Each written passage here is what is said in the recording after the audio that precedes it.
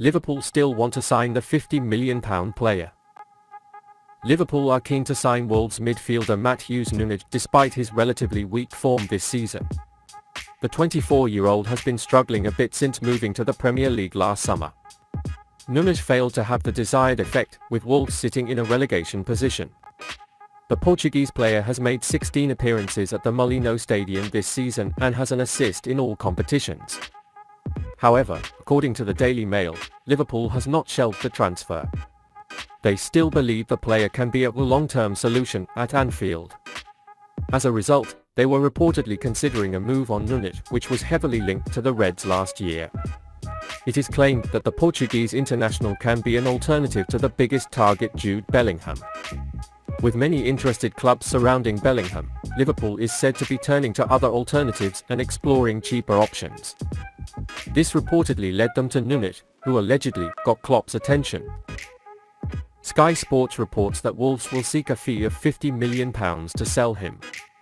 Klopp is on the hunt for a new midfielder and will definitely bring one in the winter transfer window. Every time Liverpool fail to win, there is an inquiry into the available midfield options. After initially saying the club's summer transfer business was over, Klopp returned and midfielder Arthur Melo joined on the final day. The Brazilian player struggled for match time and is currently sidelined due to a prolonged injury. It is also believed that Liverpool are open to signing a midfielder on loan this month if the right player becomes available. Nunes, who started his career with Ericeira before transferring to Liga Pro team Estoril, made a great contribution to Sporting last term. He scored 4 goals at Sporting and recorded 5 assists while winning the Portuguese Super Cup and League Cup twice. He struggled with injuries when he first joined the Wolves under previous coach Bruno Lage, but is now back in full form and starting to reinvent his best form. The need for midfield seems to have increased as Liverpool still seems unable to sustain their streak. Although the injuries were quite annoying, the area that had the most disruption in the Brentford match was the midfield. Perhaps Klopp can cover his lack of energy and dynamism here with the transfer of Matheus Nunes. While a midfielder who can dribble and shoot is needed, Nunes can meet these expectations. Jürgen Klopp should consider a Harvey Elliott trade, as Liverpool's 2 midfield corrections are open. Jürgen Klopp is committed to changing the structure of Liverpool's midfield. Harvey Elliott is playing there right now, but he's not the only one in a similar mold. Fabio Carvalho looks to be number 10 playing on the wide left for now, but could be number 8. Curtis Jones preceded him on a similar path, and Bobby Clark is an emerging talent with similar tendencies.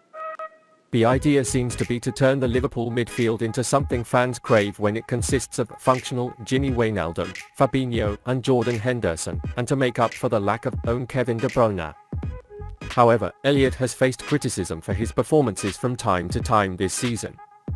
This is unfair to the young man and not just because of his age. He played a lot more football than he should have, and was asked to adapt a lot more than he should have.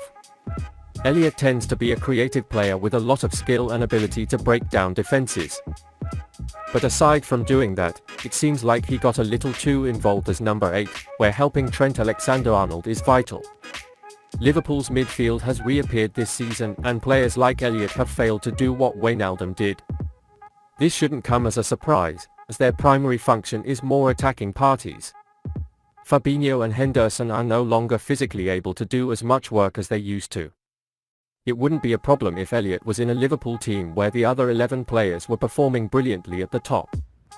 But it isn't, and that's why defensive elements come out more than anything else. There seems to be a short-term fix though. With the offense in trouble, perhaps it would have made more sense for Elliott to play on the forward line for a spell. Thanks to this, Alex Oxlade-Chamberlain can play as number 8. Oxlade-Chamberlain has his limitations of course, but he is a much more experienced player and has successfully played number 8 for Klopp in the past. Then there's Naby Keita, who was heavily impressed against Brentford in the second half, until he gave the ball too easily for the 3rd goal. Elliott can play further right, Mohamed Salah centre and Darwin Nunez left. Neither of these solutions is ideal, but without adding to their midfields last summer, that's the position Liverpool have left themselves. These players' relocations seem like more logical and short-term fixes.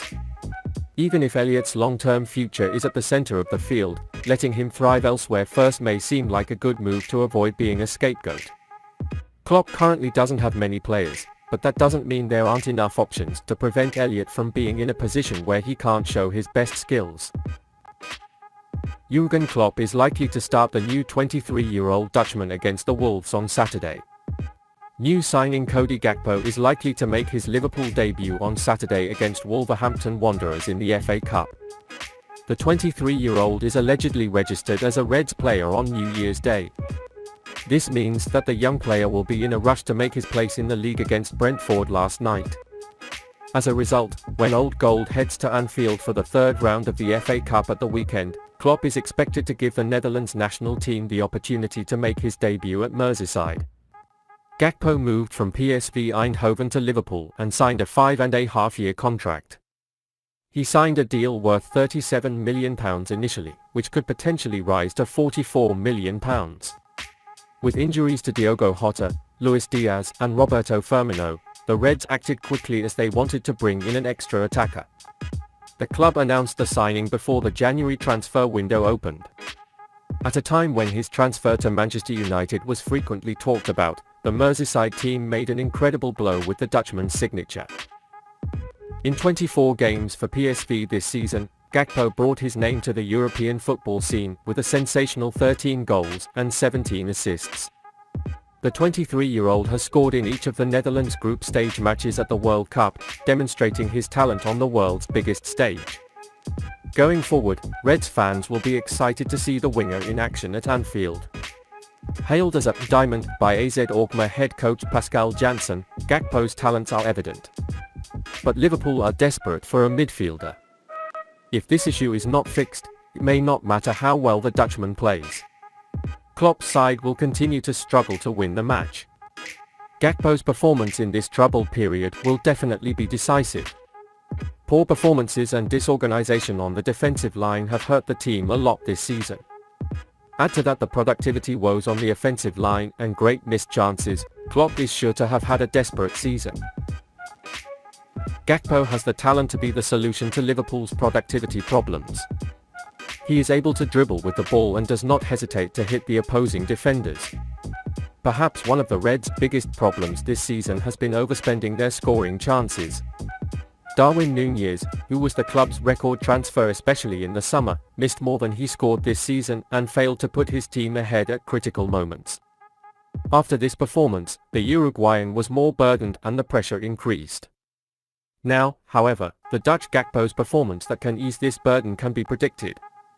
If the score distribution is also spread over Gakpo, Liverpool's chances of getting into the top four are definitely much higher.